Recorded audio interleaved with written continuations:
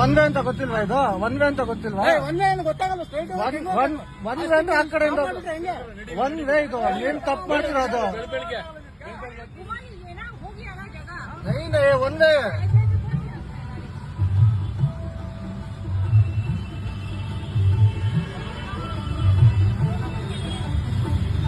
One way ಅಲ್ಲಿ ಬಂದು ಎಷ್ಟು ಮಾತಾಡ್ತಾರೆ ನೋಡಿ ಸರ್.